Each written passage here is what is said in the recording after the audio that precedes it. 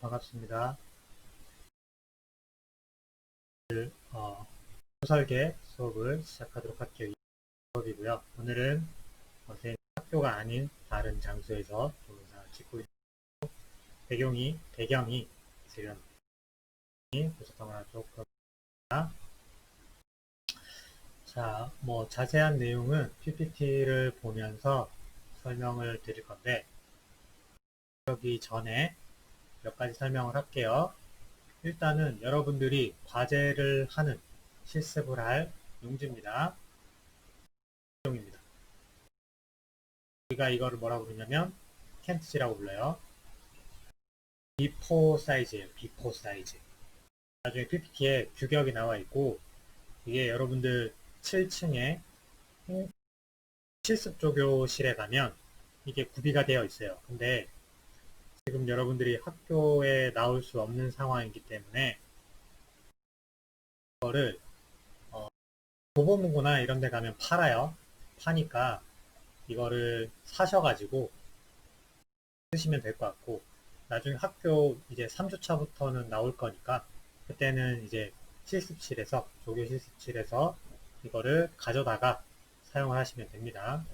켄트지 제도할 때 쓰는 제도 용지입니다. 이게 다음 여러분들 궁금했던 것 중에 질문이 들어오는 게 있는데 삼각자 그죠?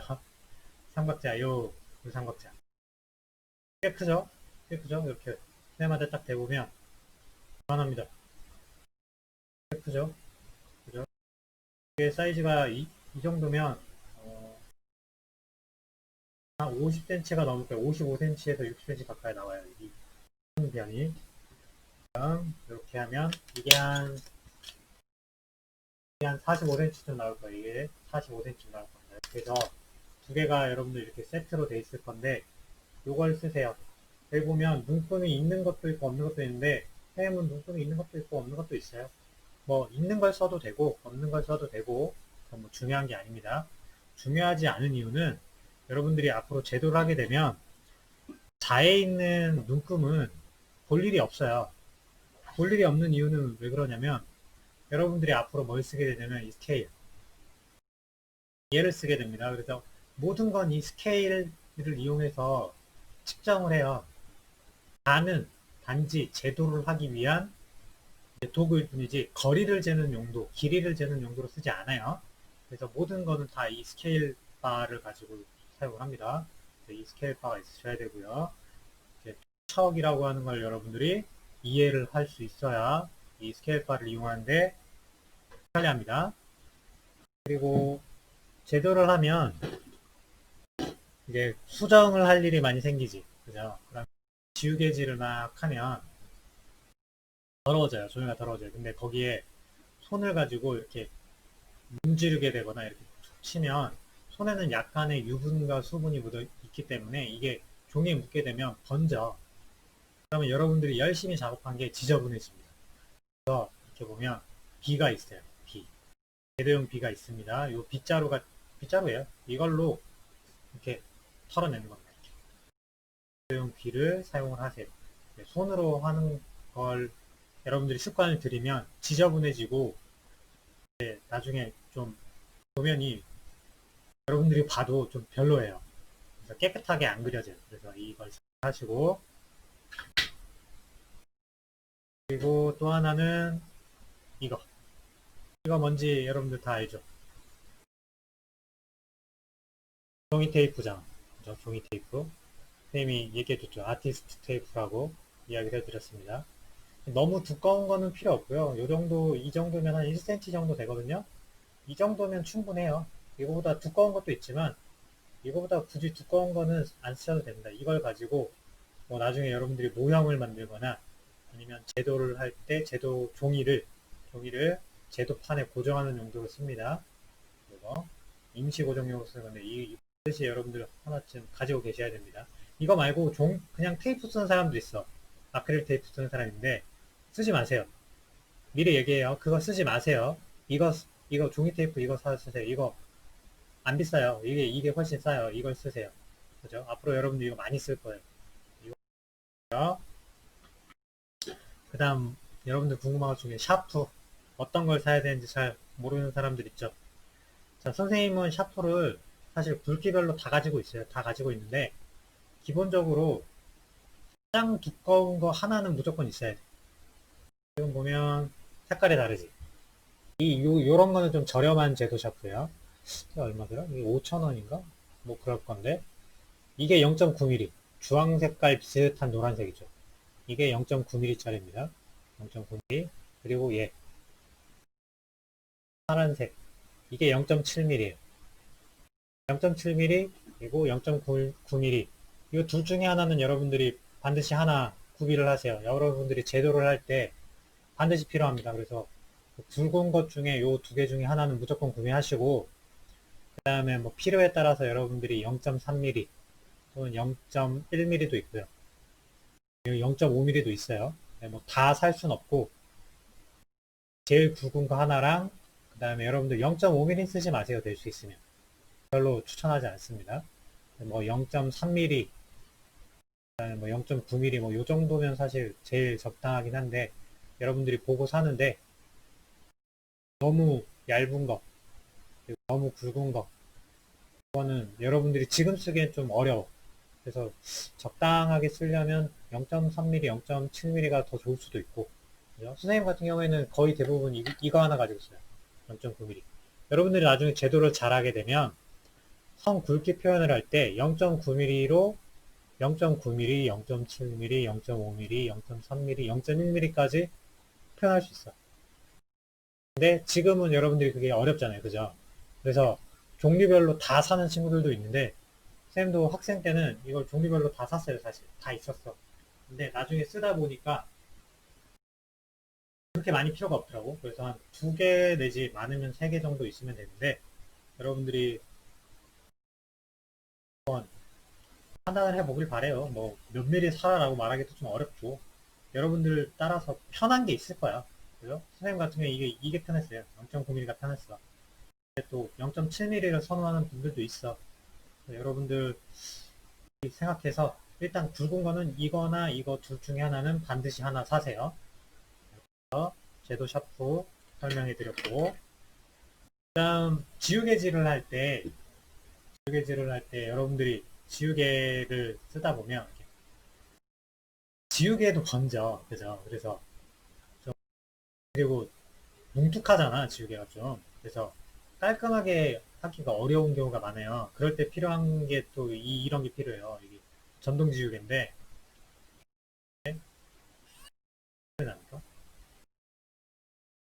전동 지우개. 그래서 이 앞에 요 조그마한 요게 지우개예요. 그래서 아주 섬세하게 어느 부위를 이렇게 지워낼 때 쓰는 그런 거예요. 그래서 여러분들이 특히 언제 이게 많이 쓰냐면, 선긋기 할 때는 많이 안 쓰는데, 실제 평면도, 인면도, 단면도를 그릴 때 필요한 경우가 많이 생겨요.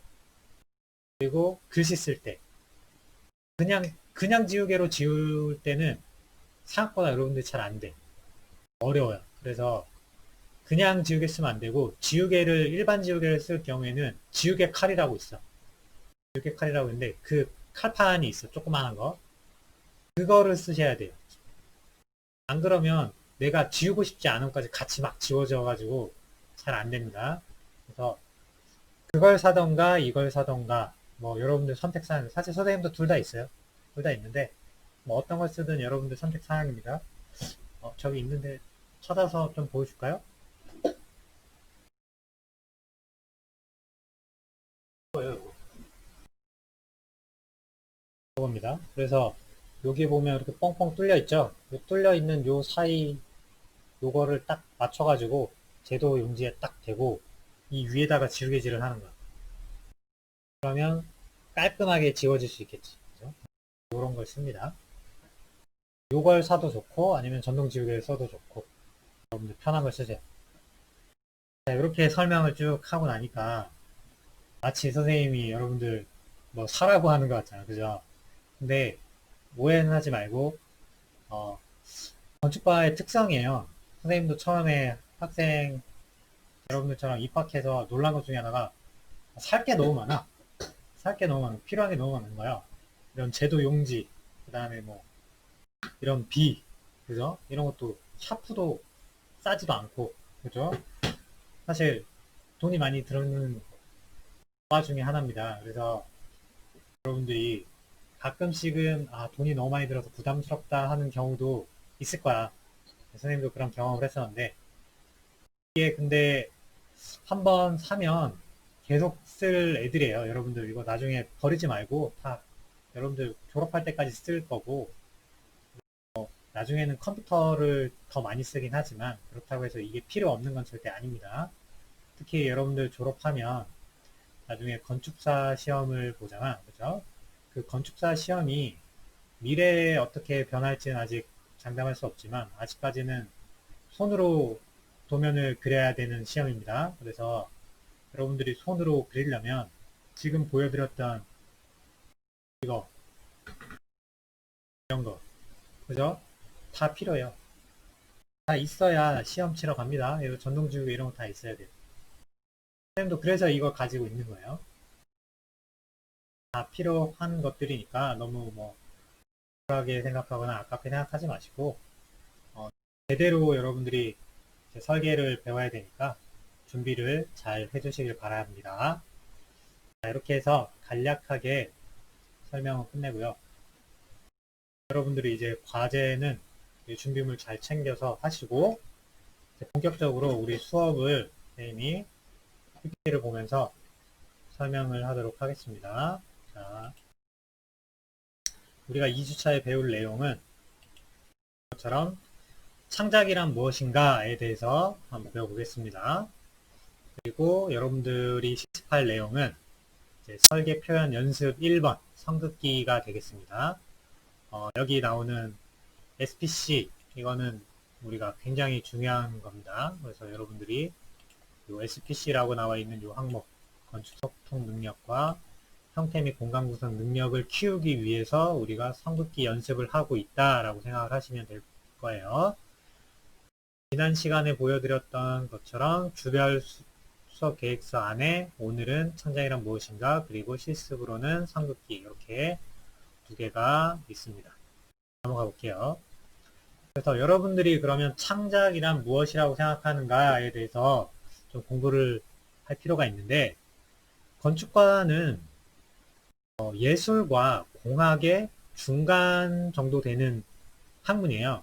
그래서 당연히 공학적인 사고방식도 필요하지만 그 과학 지식이 필요하고요.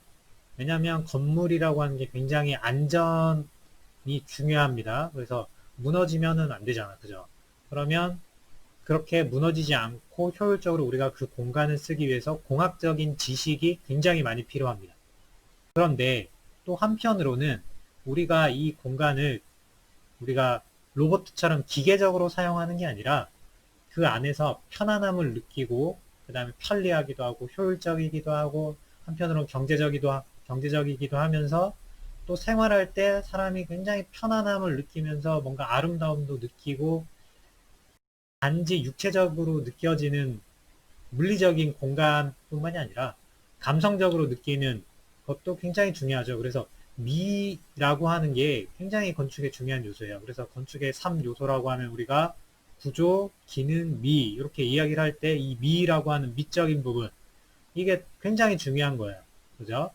그래서 이거를 충족시키려고 하면 여러분들이 이 창작이라고 하는 활동을 통해서 그러한 요구 조건들을 만족시키기 위해서 부단히 연습을 하게 되고 그런 부분을 여러분들이 공부를 하게 되는 겁니다. 그러면 창작이라고 하는 걸 우리가 어떻게 이해를 해야 되느냐라고 하는 것들을 쭉 한번 살펴볼게요. 자, 여기 보면 삶의 질을 높이는 욕구 해결과 관련된 문제가 공학이 해결해야 할 공학적인 문제다. 공학의 문제 해결의 학문으로서 우리가 창작이라는 것을 해야 한다라고 하는 게 있을 수 있습니다. 또 지식을 문제 해결에 응용할 수 있는 능력, 여기에 시스템적인 부분, 요소, 공정을 설계할 수 있는 능력을 가지고 있어야 창작을 또 할 수 있다라는 겁니다. 다음, 공학 문제 해결 능력과 설계 능력을 가지면 창의성이 필수적으로 요구되는 학문이 우리 부분인데 요 창의성이라고 하는 거를 여기에 집어넣게 되면 창작이 된다 라고 이야기할 수 있습니다. 자, 그러면 여기 있는 내용들을 종합해 보면 어떨까? 결국에 건축이라는 부분, 그리고 이 우리 과가 속해 있는 건축공학, 건설공학, 이 공학이라고 하는 학문은 결국에는 어떠한 과학적인 지식이 일단 필요하다라는 겁니다. 과학적인 지식이 필요하고 그 지식으로 하여금 문제 해결을 위해 필요한 어떠한 요구 조건들, 기능들, 기술들을 여러분들이 머리에 공부를 해서 집어넣어서 그런 능력, 결국엔 여기서 말하는 설계할 수 있는 능력을 필요로 한다. 그죠? 그럼 이 설계할 수 있는 능력을 갖추게 되면 공학적인 문제 해결 능력의 설계 능력을 갖추면 여러분들이 창의성을 발휘해서 설계를 할 수 있다라고 이야기를 할 수 있고 여러분들 이해하시면 됩니다. 넘어가서 그래서 구체적으로 창작이라고 하는 거를 어떻게 해야 하느냐? 자, 첫 번째. 예술가들은 미적 체험을 통해서 예술 작품을 구상하고 생산하는 활동을 합니다. 그죠? 그래서 예술을 만드는 것들 또는 창조하는 것들 이게 창작과 똑같은 의미로 사용을 하고 있어요. 그죠? 그래서 창작이라고 하는 것은 독창성이라는 것과 개성을 중요하게 생각한다 라고 나와 있습니다. 독창성과 개성. 이거는 건축도 마찬가지예요. 특히 건축 설계는 우리가 공장에서 만들어내는 게 아니라 그죠? 대량 생산해내는 게 아니라 맞춤 설계를 하는 겁니다. 맞춤 설계. 우리가 어떠한 대상을 정해놓고 또는 어떠한 고객이 우리에게 요구를 합니다. 나는 이런 집에 살고 싶어요. 나는 이런 건물을 짓고 싶어요. 라고 요구를 하면 그 의뢰인에게 맞는 세상에 단 하나뿐인 독창적이고 개성이 있는 그죠? 그런 작품을 만들어내는 거예요. 그래서 우리가 이거를 창작이라고 이야기할 수 있는 거고 그죠? 그래서 이러한 창작을 해야 하니까 그죠? 원작 그리고 뭐 여기 보면 모작, 모사 이런 게 있어요. 베끼는 것들이죠. 모사나 모작은. 이런 것들은 여러분들이 학생 때는 당연히 어느 정도는 눈 감아줍니다. 이런 것들을 공부해서 따라하는 연습을 합니다.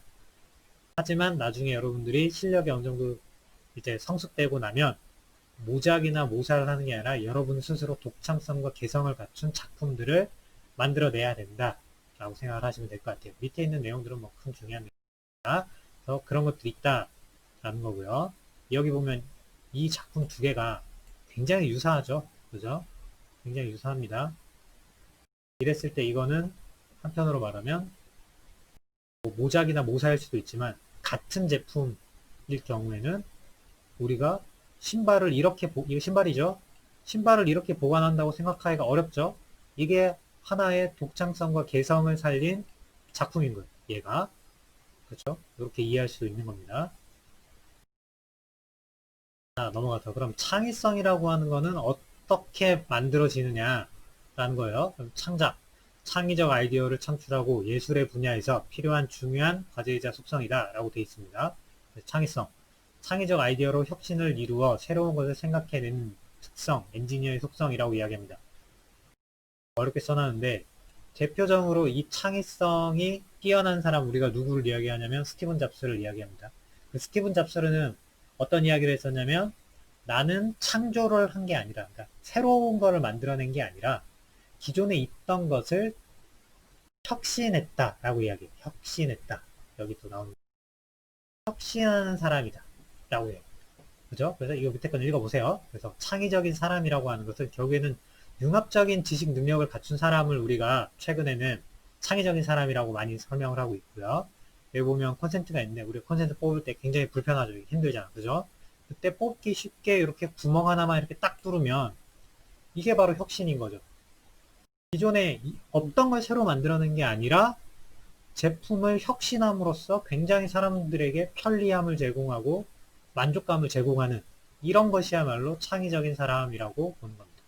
건축은 거의 대부분이 새롭게 만들어내는 거는 없다고 보시면 돼요.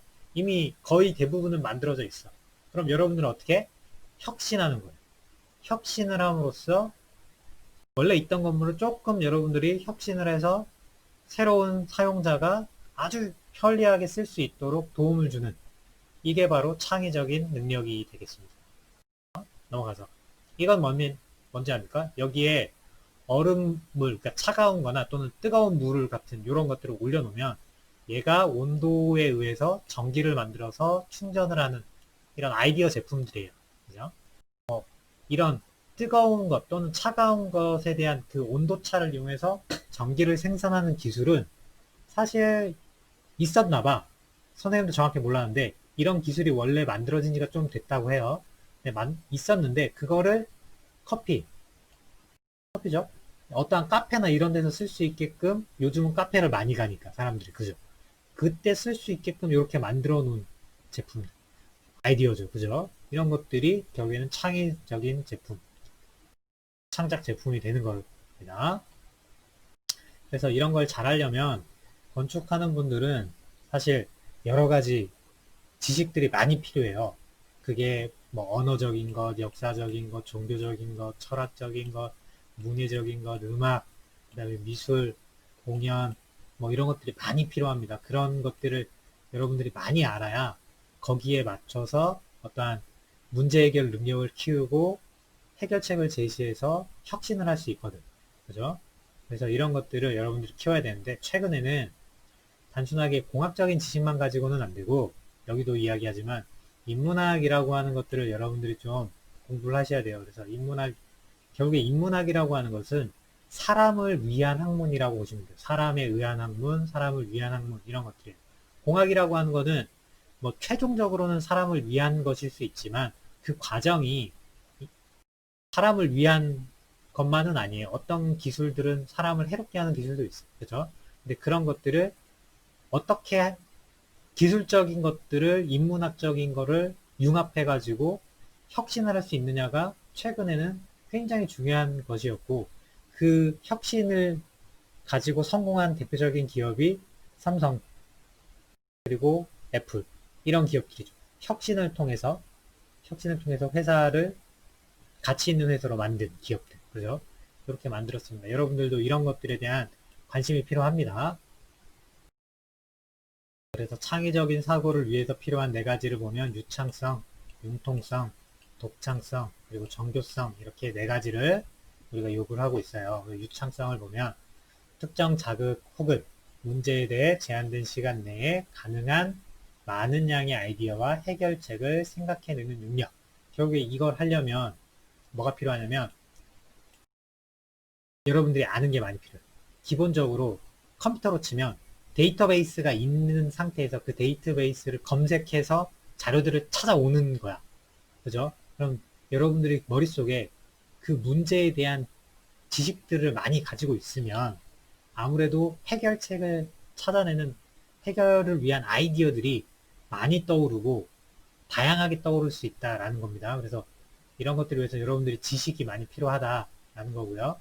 토론 활동을 하면 이런 것들을 키우는 데 도움이 될 수 있다라고 이야기를 합니다. 그리고 한 가지 문제에 대해서 고정적인 관념, 시각, 사고방식의 틀을 벗어나 다양한 범주의 아이디어나 해결책을 다각적으로 산출해내는 능력. 이때 이 융통성이 요즘은 굉장히 중요해요. 틀에 박힌 사고를 하면 정해져 있는 답밖에 나오지 않아. 그래서 새로운 사고, 그리고 새로운 생각, 참신한 아이디어라고 하는 건 결국에 이 융통성이라고 하는 것에서 나옵니다. 그래서 다양한 시각에서 문제를 보는 연습을 해야 돼요. 그죠? 그래서 고정관념, 이런 것들은 여러분들이 배제하는 연습을 또 하셔야 됩니다. 다음, 독창성. 사고의 결과로서 나타나는 반응의 색다름과 관련된 능력. 이 색다름. 너무 똑같은 거, 판에 박힌 게 아니라 처음 보는 거. 그죠? 이런 것들. 정교성. 처음에 생각해낸 아이디어를 다듬어서 발전시켜서 표현하는 능력. 그죠? 이 정교성도 중요한 요소 중에 하나예요. 어떤 아이디어를 제시했지만 그거를 구현할 수 있는 능력이 없으면 그건 그냥 아이디어에서 끝나버려. 그거는 창의적인 사고를 통해서 무언가를 창작을 했다라고 하는 걸로 되는 게 아니라 창작이라고 하는 것까지 연결이 되려면 결국에는 내가 생각해낸 아이디어를 발전시켜서 실제로 만들 수 있게끔, 구현할 수 있게끔 하는 능력이 필요해요. 거기에는 여러 가지 사고력도 필요하고요. 생각도 많이 해야 되고 여러분들이 지식도 필요해요. 이때 이 정교성이라고 하는 게 없으면 여러분들이 아이디어는 그냥 흘러가는 생각 중에 하나예요. 잡생각 중에 하나밖에 안 돼. 아이디어를 창의적인 사고로 발전시키기 위해서는 여러분들이 이 정교성이라고 하는 것들을 만들어내야 되고, 이 정교성은 지금 당장 여러분들한테 바로 이제 생겨나는 능력은 아니에요. 그래서 어떻게 해야 되냐면 여러분들이 교수님들과 대화를 많이 하고 크리틱도 많이 하고 그러면서 여러분들이 생각해낸 아이디어를 실제로 건축적으로 구현하는 방법들, 여러 가지 다양한 방법들을 하나씩 하나씩 배워야 된다라는 이야기입니다. 그래서 공학 문제 해결 능력이라고 하는 것과 설계 작업을 위한 작업이란 말이 또 나네. 작업. 그래서 결국에는 이거를 시각화시키는 게 우리가 할 일이에요. 여러분들이 어떠한 아이디어를 가지고 무언가를 만들었다 그러면 그냥 말로 설명해서는 절대 이해가 안 됩니다. 그래서 그거를 구체적으로 보이게끔, 그게 2차원의 그림이나 도면이 될 수도 있고요. 3차원의 모형이 될 수도 있습니다. 그 여러분들이 생각했던 아이디어들을 시각적으로 볼 수 있게끔 표현하는 능력을 키워야 되는데, 그 첫 번째가 바로 스케치와 도면입니다. 도면 중에서 도면을 그리는 방법, 즉 작도입니다. 그걸 우리가 제도라고 부릅니다. 그래서 여러분들에게 지금 필요한 능력은 스케치 능력과 제도 능력, 이렇게 두 가지가 필요하고요. 여기에 추가적으로 그거를 실제로 한번 만들어보는 모형 작업, 이 정도면 사실 여러분들 1학년 때 알아야 하는 기본적인 건축에 대한 지식들을 다 배웠다라고 이해할 수 있을 것 같습니다. 아이디어를, 여기 보면 아이디어를 표현하는 작업으로 그림이나 도표 또는 다른 도구를 사용해서 자신의 생각을 정리하거나 다른 사람에게 그 생각을 전달한다 라고 되어 있고요. 정보를 설명할 때 있어서 여기서 시각적으로 보여줄 수 있는 것들은 글, 사진, 도표, 모형, 영상 등이 있을 수 있다. 이 도표 안에는 또 구체적으로 들어가 보면 다이어그램이라고 부르는 것도 있을 수 있고요. 도면도 있을 수 있고 투시도도 있을 수 있고 이렇게 다양한 것들이 해당될 수가 있습니다.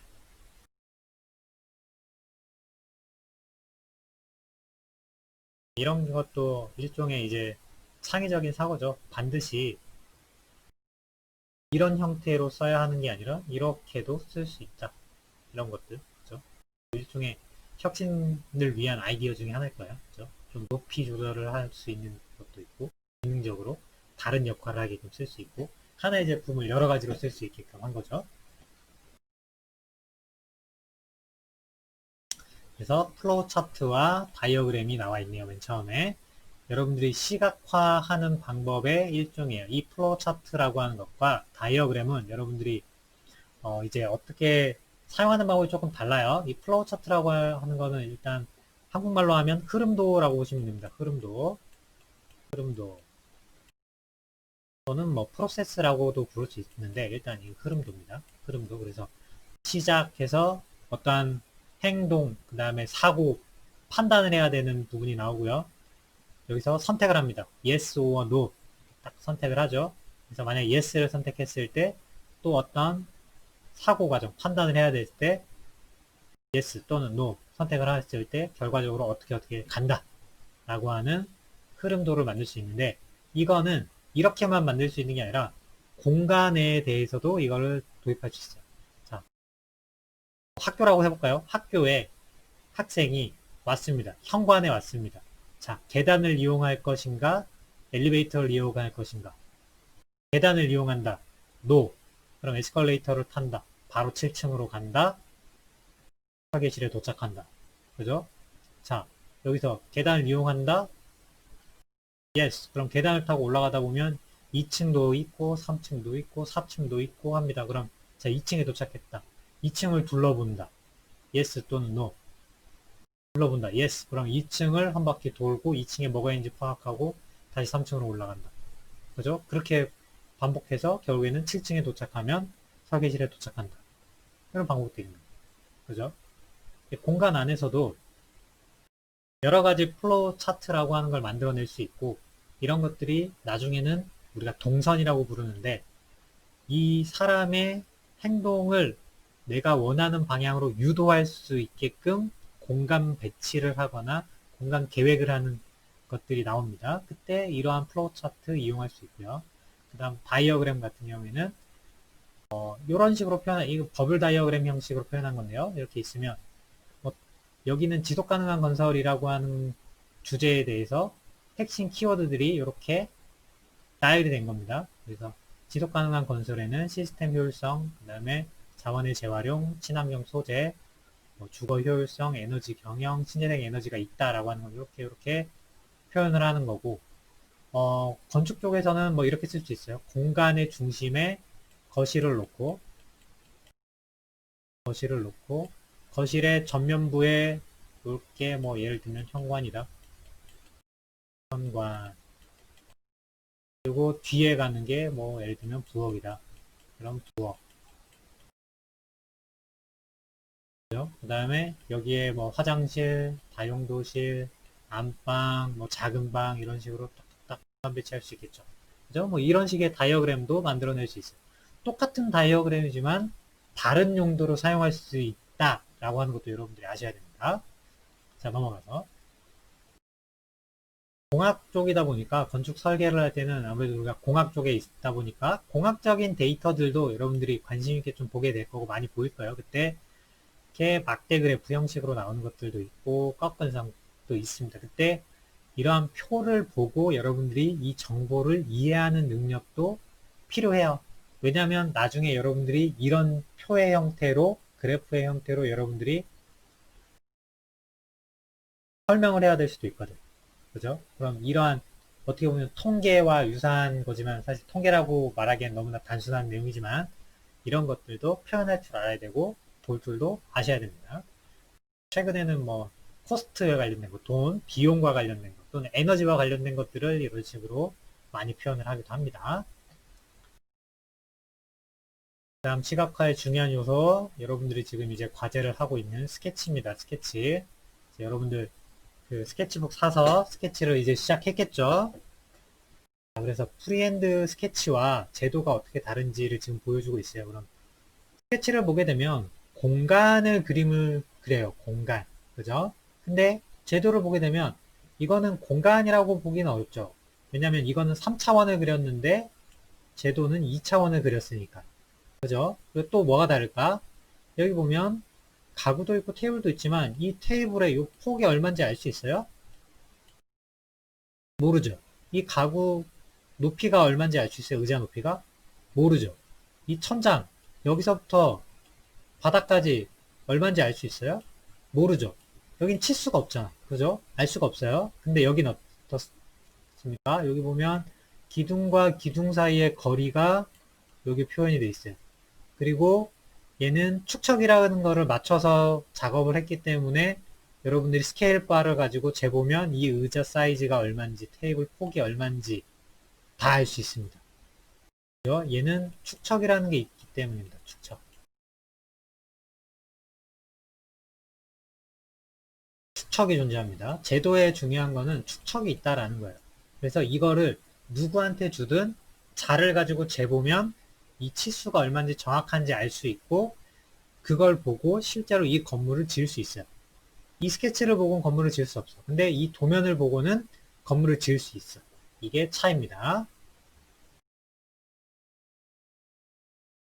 자, 그래서 여러분들 이제 실습 과제에 대해서 설명을 해 드릴게요. 첫 번째 과제로 나가는 게 바로 선긋기입니다. 선긋기에 보면 선이라고 하는 게 종류가 다양해요. 그래서 그 다양한 선의 종류들을 일단 여러분들이 이해를 해야 되는데 그 다양한 선의 종류들을 표현을 하기 위해서 선의 굵기도 다양합니다.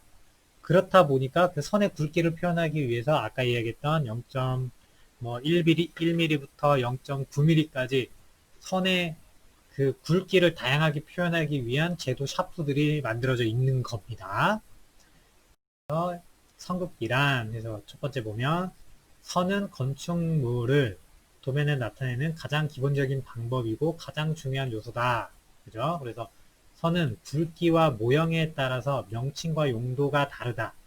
그죠? 명칭과 용도가 다릅니다. 그래서 선의 종류는 용도와 굵기에 따라서 분류를 하고 있고요. 단면선, 파단선, 해칭선 이렇게 세 가지가 기본적으로 있습니다. 단면선은 단면의 윤곽을 그린다. 파단선은 긴 기둥을 도중에 자를 때, 파단되는 곳이 명백할 때, 생략 원형일 때, 자를 이용하지 않고 직선이 계속될 때, 가는 선을 일정한 간격으로 그릴 때, 뭐 이런 때, 이런 종류의 선이 사용이 된다라고 지금 설명을 하고 있는 거고, 선의 종류를 보면 기본적으로 실선, 그리고 파선, 파선은 다른 이름으로 점선입니다. 그 다음에 1.세선은 중간에 여기 보면 점 하나 찍혀 있지. 1점, 1점 세선, 2점 세선은 중간에 점이 두 개 찍혔죠. 2점 세선 이렇게 합니다. 그럼 실선은 굵은 선으로 그리거나 가는 선으로 그립니다. 그래서 굵은 선은 보통 단면선, 외형선, 파단선을 그릴 때 쓴다. 그죠? 그래서 물체에 보이는 부분이나 단면선과 외형선으로 구분해서 그릴 때 굵은 선을 씁니다. 그러면 우리가 쓸 때는 보통 뭐 0.7mm나 0.9mm 선을 가지고 샤프로 가지고 그립니다. 가는 선 같은 경우는 치수선, 치수보조선, 지선, 해칭선을 그릴 때 씁니다. 그럼 얘 같은 경우에 0.1mm, 0.3mm 그런 애들이 여기 쓰이는 거예요. 굵은 선과 가는 선 이렇게 있고 이렇게 씁니다. 그 다음에 파선, 아까 점선이라고 했죠. 점점점 이렇게 가죠. 이거는 보통 은선이라고 부릅니다. 숨은선이라고 그래서 보이지 않는 부분을 그릴 때 사용합니다. 다음 중심선. 중심선 굉장히 중요한 겁니다. 물체의 중심축을 표시할 때 이렇게 그립니다. 얼핏 보면 여기 중간선에 있는 1점선 이거 똑같죠? 똑같습니다. 단지 차이는 얘는 좀 굵은데 얘는 굵게 안 그려. 가는 선으로 그립니다. 가는 선. 가는 선으로 선명하게 하죠. 그리는 게 중심선입니다. 나중에 얘는 어디에? 기둥 또는 벽의 중심을 표현할 때 사용하는 선입니다. 중간선 이렇게 있고요. 이점세선도 가장선 그릴 때 이렇게 사용을 합니다. 기본적으로 선의 굵기와 종류가 다르다. 그거에 맞춰서 선을 사용하는 용도가 다르다. 라는 거를 알려드렸고요. 그렇기 때문에 여러분들이 이 선을 그리는 연습을 잘해서 선의 굵기를 다르게 표현하는 연습을 해야 된다라는 거죠. 왜냐면 내가 잘못해서 선에 가는 선을 그려야 될 거를 굵은 선으로 잘못 그리면 오해한다고. 왜? 여기 있는 이거는 우리끼리 하는 약속이 아니라 전 세계 공통으로 쓰는 거예요. 건축을 공부한 모든 사람들은 이 약속에 맞춰서 사용을 해요. 그래서 굵은 선으로 그려놓으면 아 이거는 단면선 또는 외형선이야 라고 생각을 하는데 그걸 여러분들이 가는 선으로 그리다가 실수로 굵게 그렸다고 그냥 아 굵은 선으로 그냥 그리지 뭐 라고 해버리면 사람들이 오해하게 된다는 거예요. 그죠? 그러니까 그렇지 않고 정확하게 표현하는 게 중요하고 정확하게 표현을 하지 않으면 잘못 그린 거기 때문에 만약에 점수로 치면 그건 다 감점 또는 빵점이란 이야기입니다. 그죠? 이 선의 종류와 굵기를 잘 조절해서 그리는 실습을 반드시 여러분들이 해야 되는 이유 중에 하나입니다. 자, 그래서 실습의 주안점을 보면 용도에 따라서 선의 굵기를 구분해서 사용한다. 두 번째, 시작부터 끝까지 굵기가 일정해야 돼. 굵기가 달라지면 안 됩니다, 중간에. 중간에는 얇게 그려가지고 1mm로 가다가 갑자기 내가 샤프로 꾹 누르는 바람에 막 5mm짜리 선이 그려졌다. 이렇게 그리면 안 됩니다, 절대. 그래서 이렇게 안 하려면 일정한 힘과 속도로 선긋기를 해야 돼요. 너무 빨리 휙 그려도 안 되고요. 너무 천천히 그려도 굵기 조절이 어려워. 그래서 적당한 속도로 힘을 주고 쭉 그리는 게 중요합니다. 그리고 각을 이루어 만나는 선은 정확하게 그려야 됩니다. 그럼 뭐냐? 선이 이렇게 두 개가 만날 때 요 끝에 선이 이렇게 만나게 그려야지 대충 그냥 뭐 이렇게 그리면 안 된다는 거예요. 이렇게 그리면 안 됩니다. 이건 스케치가 아니라 제도기 때문에 이렇게 만나면 안 되고 이렇게 만나야 됩니다. 정확하게 그려야 됩니다. 선을 그릴 때 연필을 돌리면서 힘을 조절합니다. 샤프를 돌리면서 힘을 조절하면 선의 굵기를 일정하게 만들 수 있어요. 그거는 선생님이 좀 이따 가르쳐 줄게. T자와 삼각자를 이용해서 연습을 하게 되고요. 일점세선과 파선의 간격이 또 중요합니다. 간격을 중요하게 봅니다. 왜냐면 제도잖아요. 그죠? 제도는 치수라는 게 있습니다. 자를 재서 대보면 그 거리를 알 수 있는데, 만약에 여러분들이 이거 귀찮다고 선의 간격을 다르게 그려버리면 실제로 건물을 지을 때 그거 다른 간격대로 그대로 짓는 거예요. 잘못된 건축물이 지어지는 거예요. 그래서 이렇게 그리시면 안 됩니다. 그죠? 1.세선의 선은 여기 점은 선이 아니고 점으로 그린다. 이렇게 1.세선 그리라 그러면 이렇게 그리고 중간에 여기 점 찍고 이렇게 그려야 되는데 귀찮으니까 어떻게? 이렇게 그리고 이렇게 그리고 이렇게 그린다고. 이렇게 그리면 안 돼. 점을 찍어야 돼. 1.세선이잖아. 그죠? 점을 찍어줘야 됩니다. 1점. 점 하나가 여기 찍혀야 된다는 얘기입니다. 선은 굵은 선, 중간선, 가능선으로 구분해서 그립니다. 그래서 보통 굵은 선은 뭐 0.9 또는 0.7을 주로 사용하면 되고요. 중간선에 해당되는 거는 0.5 정도면 됩니다. 다음 가능선으로 표현하는 거는 0.3 또는 0.1을 사용하면 돼요.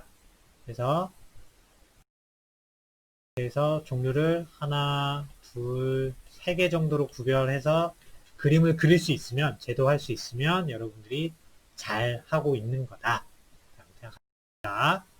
그래서 연필은 진행되는 방향으로 약간 기울여서 그린다. 완전히 수직으로 딱 세워서 그리는 건 아닙니다. 약간 기울어져 있습니다. 나중에 보여줄게요. 자, 팁. 연필 제도에 있어서 강하고 진하게만 그리면 될 뿐 두껍게 그릴 필요는 없다. 그 말이 뭐예요? 선을 이렇게 그리는데 이렇게 쭉 그리면 되는데, 그죠? 두껍게 그리려고 여러분들이 이거를 한 번 더 여기다 그려. 한 번 더 그리고 별로 안 두껍네? 한 번 더 그려. 막 이렇게 하면 안 된다는 거야. 한 번만 그리면 돼요. 그죠? 강하게 진하게 꾹 눌러서 한 번 이렇게 쭉 그리는 거지, 이거를 두껍게 하려고 여러 번 이렇게 막 이렇게 그리면 안 된다는 얘기입니다. 이중선 이렇게 그리면 안 돼요. 그죠? 자, 다음 마감선을 그릴 때 선들이 삼각형의 꼭지점 부분에서 약간 교차하게 되도록 한다. 여기서 이 마감선이라고 하는 것은 이렇게 만들지 말라고 했잖아. 그치? 이렇게 만들지 말라고 했는데, 마감선을 그릴 때는 약간은 이렇게 겹쳐도 괜찮다라는 거예요. 그렇다고 이게 엄청 많이 이렇게 겹치는 건 아닙니다. 아주 진짜 미세하게 약간이에요. 미세하게 약간입니다. 이렇게 해서 요게 끝이다 라고 하는 걸 그냥 표현해 주기 위해서 그런 겁니다. 그래서 이렇게 그리면 도형의 모양이 더 명확하게 보여주며 제도가 날카롭고 명확한 외관을 지니도록 해주는 것, 그런 효과가 있기 때문에 일반적으로 그렇게 그리는 겁니다. 모든 선에 이렇게 그리는 건 절대 아니에요. 하지만 여기 보면 뭐 일반적으로는 사용하지 않는다라고 하죠. 그죠? 원래는 하면 안 돼. 원래는 하면 안 되는데 마감선일 때만 그냥 예외적으로 조금 이렇게 삐져나가도 우리가 이게 끝인가 보다, 이게 마감된 여긴가 보다 우리가 인지하기 때문에 이렇게 해도 그냥 이해하는 거지, 원래는 이런 식으로 교차하면 안 되지만 마감선일 때만 예외적으로 그냥 허용을 한다 라고 하는 걸 알고 계십니다. 스케치를 할 때는 일부러 이렇게 그래요. 그래서 스케치를 할 때는 좀 과도하게, 프리핸드 스케치를 할 때는 일부러 끝을 이렇게 만들어요.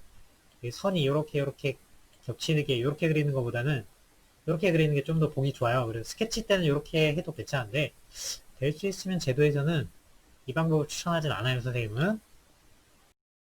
그래서 팁까지 설명을 했고요. 도면을 깨끗하게 하려면 당연히 깨끗한 곳에서 깨끗한 장비를 써야 되고요. 좋은 연필을 쓰면 됩니다. 그 다음 손으로 이렇게 하면 번진다 그랬죠. 그래서 손으로 될 수 있으면 하지 말고 비를 쓰세요. 그렇죠? 그래서 뭐 쓸데없이 문지르지 말라고 됩니다. 문지르면 지저분해지죠. 문지르지 말고. 자는 미끄러뜨리고 이렇게 종이에 쓸면서 움직이는 게 아니라 딱 들어서 종이에서 딱 떼가지고 자를 떼서 움직이세요. 왜냐면 그리다 보면 자에 연필가루가 이렇게 묻어.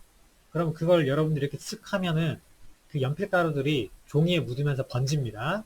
그러니까 될 수 있으면 자는 여러분들 종이에 미끄러뜨리면서 쓸면서 이렇게 쓰지 마시고 들어가지고 쓰세요.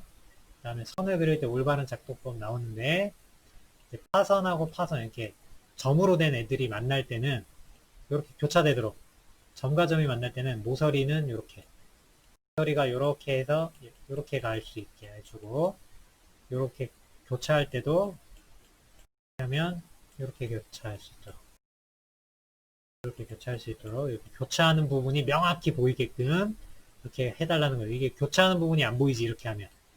교차하는 부분이 잘 안 보이게 이렇게 흐리멍텅한 건 이건 좋은 방법이 아니다. 이제 교차하는 부분을 이렇게 뚜렷하게 잘 보이게 그리는 게 좋은 거다. 라는 얘기입니다. 여기서도 마찬가지입니다. 교차하는 부분이 잘 보이게끔 이렇게 잘 안 보이잖아. 그지? 이렇게 하지 말라는 얘기예요. 실선과 실선일 때도 여기 보면 모서리가 딱 명확하게 딱, 그죠? 이렇게 하는 거는 좋은 방법이 아니다. 프리핸드 스케치에서는 괜찮지만 제도 있으면 제도에서는 쓰지 마라. 그리고 끝이 안 만나서 여기 살짝 떨어져 있지. 이렇게. 이것도 나쁜 예. 이렇게 그리면 안 된다. 라는 겁니다. 이해하시겠죠? 그리고 여기 보면 좋은 예, 나쁜 예를 보면 선이 이렇게 있으면 위에 선과 아래 선을 봤을 때 위에 아래가 이렇게 다르게 이렇게 그리는 거. 이거 보면 약간 이렇게 어긋나게 이렇게 그렸죠. 그죠? 약간 어긋나게. 이렇게 하는 게 보기에 좋아. 이렇게 돼 있으면 이게 보기에 별로 안 좋아. 그래서 이렇게 안 하는 게 좋다. 그죠? 그 다음에 위아래 세 개 이렇게 다른 선이 중간에 끼어 있을 때는 이렇게, 그죠? 중간에 다른 선이 끼어 있으니까 이렇게 하는 게 좋다. 근데 중간에 다른 선이 끼어 있는데 얘를 이렇게 삐딱하게 이렇게 하면 이거는 안 좋다. 그죠? 안 좋다. 이런 얘기입니다. 그래서 중간에 선이 하나 더 있으면 똑바로 이렇게 딱 이런 식으로 그려주고요. 중간에 선이 없을 때는 어긋나게 이게 시각적으로 볼 때 좋아요. 그래서 여러분들이 그려보면 느껴져. 잘 그린 도면하고 잘 못 그린 도면하고 딱 보면 차이가 납니다. 그래서 이런 방법 때문에 그런 거라는 거를 여러분들이 미리 설명해 드릴 테니까 작도할 때 이런 거 좀 신경 써서 하면 정말 예쁘게 그림이 잘 그려집니다. T자 사용법입니다. T자를 이렇게 놓고 쓰는데 자를 이렇게 놓으면 될 수 있으면이 아니라 반드시 그렇게 쓰는 게 좋아요. 일단 오른손잡이 기준입니다. 샤프를 오른손에 쥐고 있다라는 기준 하에서 왼쪽에서 무조건 오른쪽으로 이동합니다. 자, 왼쪽에서 오른쪽으로 이동하는데 이 삼각자를 왼손이 이렇게 손으로 눌러서 고정을 해야 돼. 얘도 손이 이렇게 자를 꾹 눌러서 고정을 하게 돼. 그리고 나서 그 손 위에 요 왼손 위에 오른손이 이렇게 올라가서 샤프를 여기 딱 찍고 이렇게 그릴 거 아니야. 그죠? 이렇게 그릴 거잖아. 그러면 이게 반대로 여기서부터 그리면 어떻게 돼? 여기서부터 그리면 그리다가 내 팔에 툭 치지. 그죠? 내 팔을 치게 되잖아. 그릴 때. 그죠? 그러니까 그래서 이렇게는 그리지 말라는 거야. 이렇게 하면 오다가 내 손에 걸려서 제도가 잘 안 된단 말이야. 그래서 이렇게 안 하는 거야. 그죠? 그래서 왼쪽에서 오른쪽 방향으로 가고 이걸 그릴 때도 반드시 내 몸의 안쪽에서 바깥쪽으로 그리면 돼. 안쪽에서 바깥쪽으로 그립니다. 그래서 이렇게 그리는 거예요. 안쪽에서 바깥쪽으로. 근데 여기 보면은 이렇게 그렸지. 얘는 왜 그런 거야? 얘는 왜 그런 거야? 그릴 때 얘는 이제 손이 어떻게? 여기 와 있지. 오른손이 여기 와 있잖아. 이렇게 와 있잖아. 펜을 이렇게 잡고 있잖아. 그죠? 이렇게 있으면 당연히 여기서부터 이쪽으로 그리면 되는데 얘를 그릴 때는 내 손이 이 왼손이랑 겹치지 않잖아. 근데 겹치지 않는데 여기서부터 출발해서 이렇게 그리면 끝이 여기는 없잖아. 이렇게 삐져나가 버린단 말이야. 멈출 수가 없잖아. 쭉 나가버려. 근데 안으로 잡아당겨서 그리게 되면 이렇게 그리게 되면 내가 오면서 내가 보이잖아. 멈출 수가 있단 말이야. 최소한 오다가 여기 자에 딱 걸린다고. 여기서 멈춘다고. 근데 이렇게 그리면 힘 조절을 못해서 이렇게 밖으로 벗어나 버리기 때문에 이렇게 안 그리는 거야. 차이를 알겠죠? 그죠? 내 팔과 왼손과 오른손이 크로스가 되는 상황이 되면 왼팔 오른팔이 크로스가 되면 몸의 안쪽에서 바깥쪽으로 그립니다. 안쪽에서 바깥쪽. 그러니까 당연히 왼쪽에서 오른쪽으로 이동하겠죠. 그죠? 그래서 웬만하면 왼쪽에서 오른쪽으로 이동을 합니다. 그 중에 얘는 요쪽에서는 위로 올라가는 거고 요쪽에서는 아래로 내려오는 겁니다. 그 차이. 올라가는 게 편하고 내려오는 게 편하기 때문에 그런 겁니다. 자연스럽기 때문에. 근데 그렇다고 해서 이거를 중간에 뭐 좀 잘 안 맞췄다고 큰 문제가 있느냐?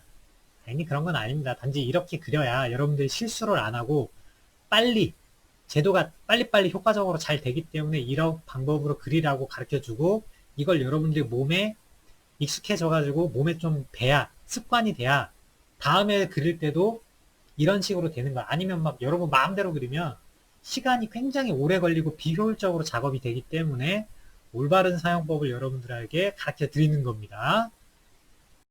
그래서 이렇게 삼각자를 이용한다 라는 거고요. 그 다음 여러분들이 반드시 알아야 되는 거 바로 스케일 축척입니다. 아까 보여드렸던 스케일 자 있죠. 스케일 바.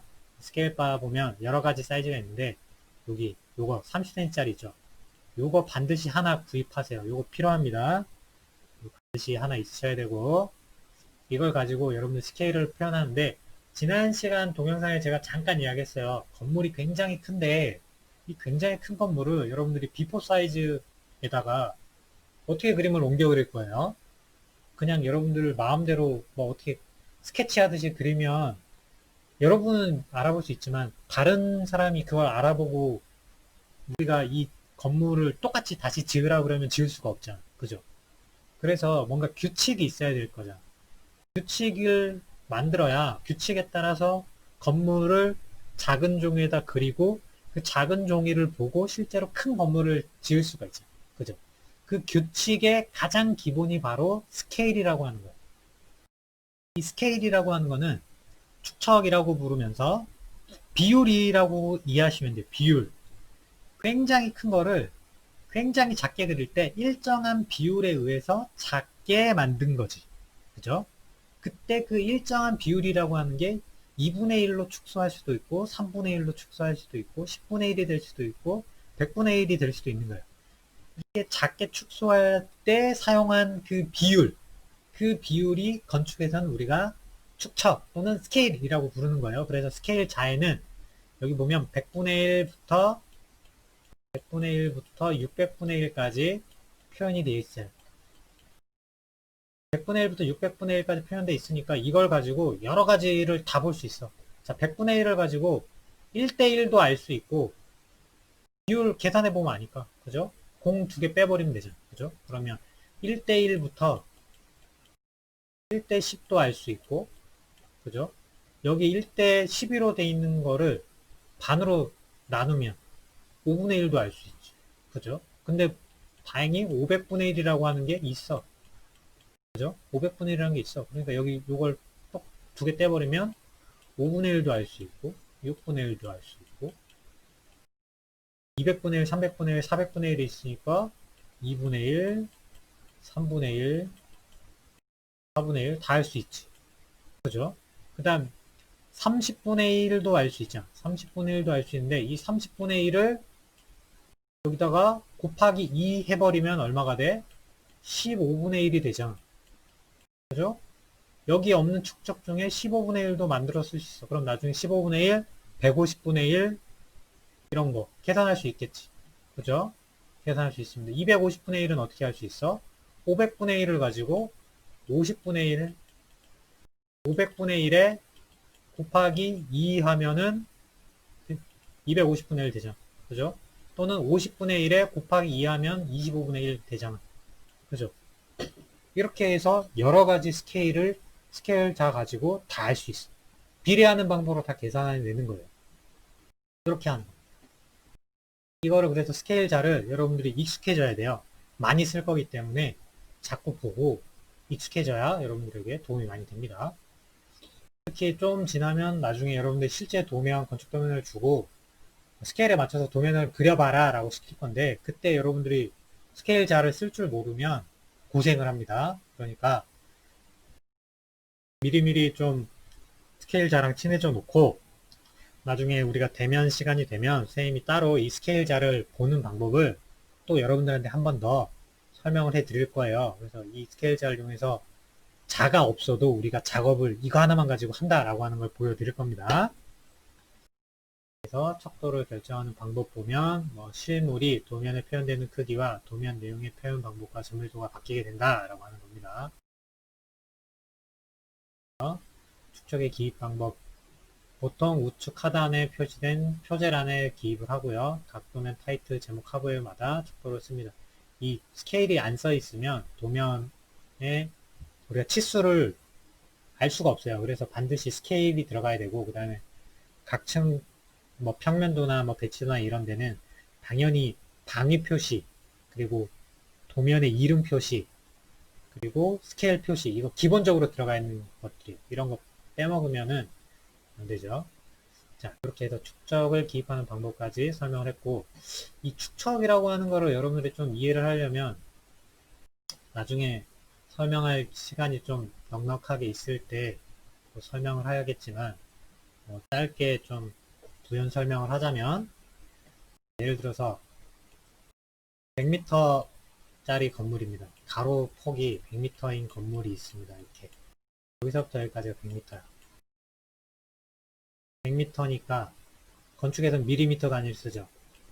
얼마? 공 3개가 덥죠. 얼마? 10만 밀리미터. 10만 밀리미터가 됩니다. 얘를 종이에다 그려야 돼. 종이 사이즈는 얼마? 종이 사이즈가 A4를 기준으로 하면 이게 210mm, 넓은 쪽이 297mm야. 요렇게 큰 건물을 여기에 표현을 이렇게 하려고 그러면 어떻게 표현을 하면 좋을까? 몇 분의 1로 축소를 해야 이 도면에 들어갈까? 자, 일단 100분의 1로 한번 해볼까? 100분의 1? 100분의 1이면 어떻게 돼? 이거에 여기에다가 곱하기 100분의 1이잖아. 그지? 100분의 1. 그럼 요 공 2개가 없어지지. 그러면 얼마? 1000이네. 1000 안 되지. 이 297밖에 안 되는데 여기 1000 하면 이만큼 되잖아. 그치? 100분의 1로 하면 안 되네. 그럼 200분의 1로 그리면 어떻게 돼? 그러면 공 2개 없어지고 이제 여기 없어지니까 500이네. 500 들어가? 안 들어가죠. 그럼 200분의 1도 안 되네. 300분의 1도 안 되겠네. 그러면 500분의 1로 하면 어떻게 돼? 그러면 5. 일단 공 2개 없어지고 이가 없어지니까 이제 얼마? 200 되네. 그죠? 그러면 여기서부터 여기까지가 이제 200. 100m를 이렇게 해서 200 줄여가지고 이렇게 표현한 거야. 그럼 여기 나중에 스케일 뭐라고 써? 500분의 1. 500분의 1. 이렇게 표현하는 거야. 500분의 1로 작게 그렸다라고 이렇게 표현한 거야. 그러면 100m짜리 건물이 여기 들어가는 거야. 그죠? 이렇게 표현하고 다르게 표현하면 뭐라고 표현하냐면 1대 500 이렇게 표현해요. 500분의 1 또는 1대 500. 이거 거꾸로 하면 500대 1 하면 어떻게 되냐면 500배 큰 거야. 500분의 1을 곱한 게 아니라 이거 그냥 500을 곱해버리는 거야. 그럼 말도 안 되는 스케일이 나오지. 그죠? 말도 안 되는 스케일이에요. 그럼 뜰린 거야. 표현을 잘못한 거예요. 그렇게 하면 도면 자체가 뜰린 거야. 빵점짜리. 아시겠죠? 표현할 때도 이거 조심해야 돼요. 그래서 이렇게 표현하는 게 어려우면 그냥 이렇게 쓰세요. 500분의 1이라고 이렇게 딱 정확하게 쓰란 말이야.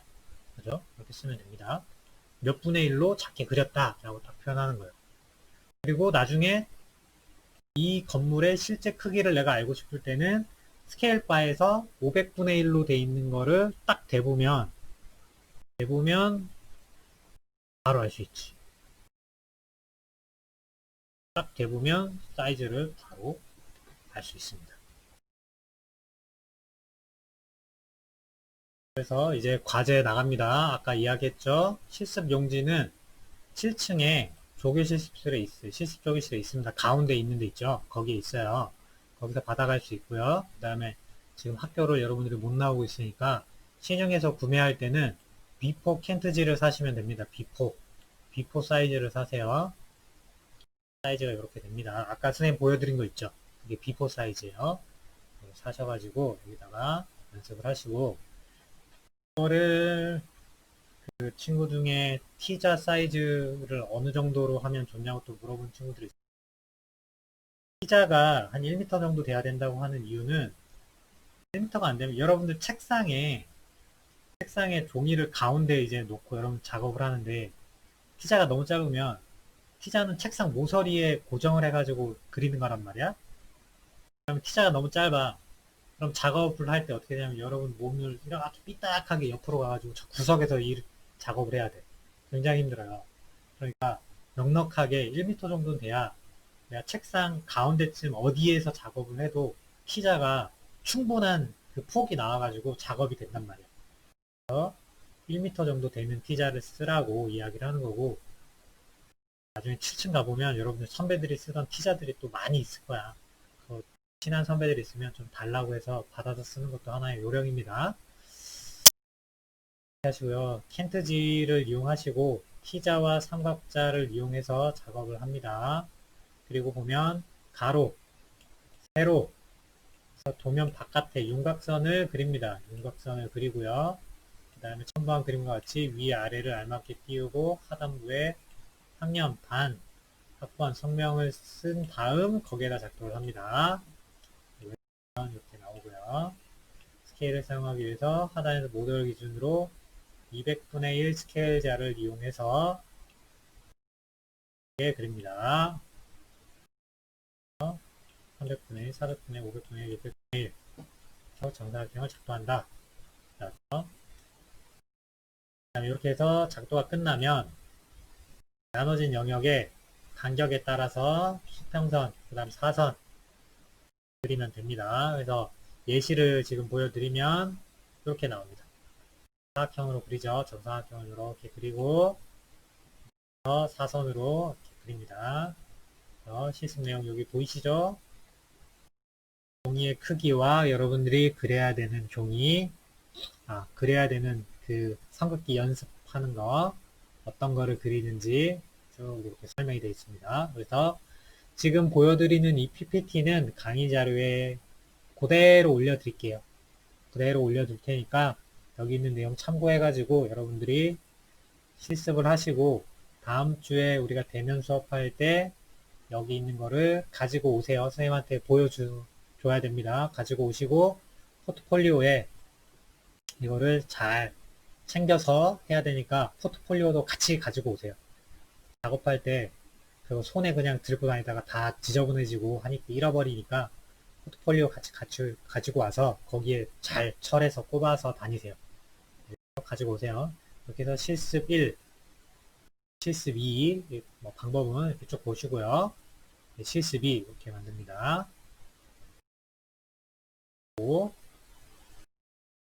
크리틱 노트 여러분들이 작업을 한 다음에 작업한 거를 사진을 찍습니다. 사진을 찍어서 크리틱 내용들을 이렇게 씁니다. 이 크리틱 내용은 선생님이 이제 다음 주차에 대면 수업할 때 이야기합니다. 요 부분에 선은 잘 그렸고, 요 부분에 점선은 좀 미흡하다, 이런 이야기들을 합니다. 어떻게 그려야 좋은 이제 제도가 된다라고 하는 걸 가르쳐 줄 거니까, 그거에 맞춰가지고 여기 내용들을 이렇게 쭉 쓰십시오. 그리고 프리핸드 스케치, 여러분 스케치북에 지금 과제를 하고 있는지 체크를 할 건데, 그 스케치북을 가지고 와서 스케치북에다 이제 여러분들이 연습을 할 거예요. 프리핸드로 그리는 연습을 할 거예요.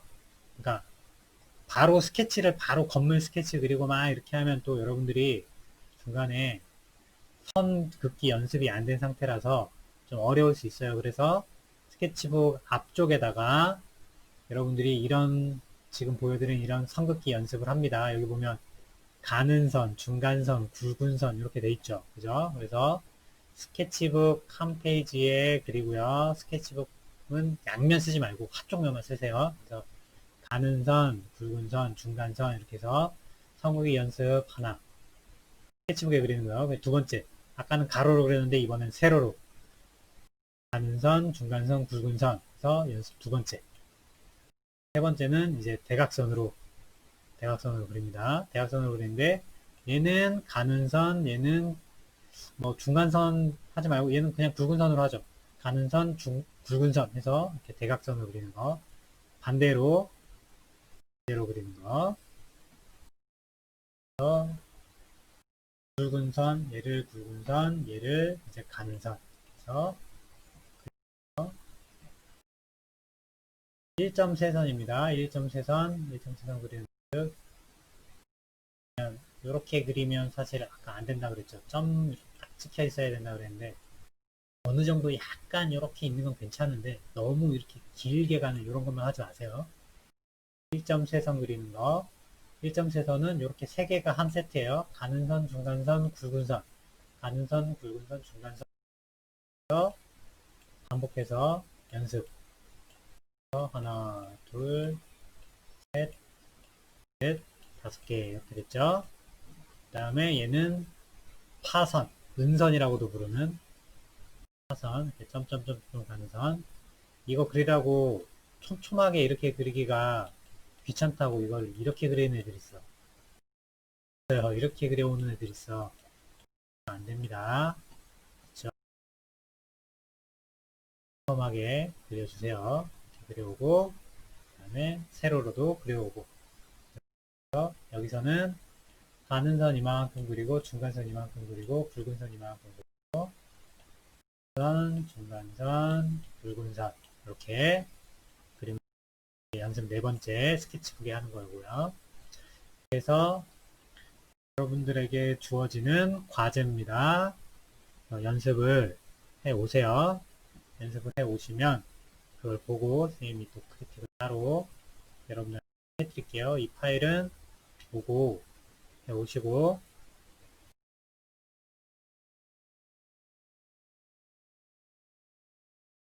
해 오시고요. 아까 추가로 몇 개 더 설명할 게 있긴 한데 여러분들한테 이제 작도하는 거를 길게 말고 짧게 작도하는 법을 가르쳐 드리고 강의를 하려고 해요. 일단 동영상을 여기서 끊고요. 이론 수업에 대한 동영상은 여기까지 하고요.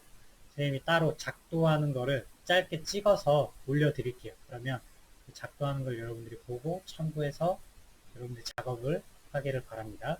자, 그러면 이론 강의는 여기까지 하고 실습 내용 다음에 동영상도 같이 잘 참고해서 보도록 하세요. 자, 고생했습니다.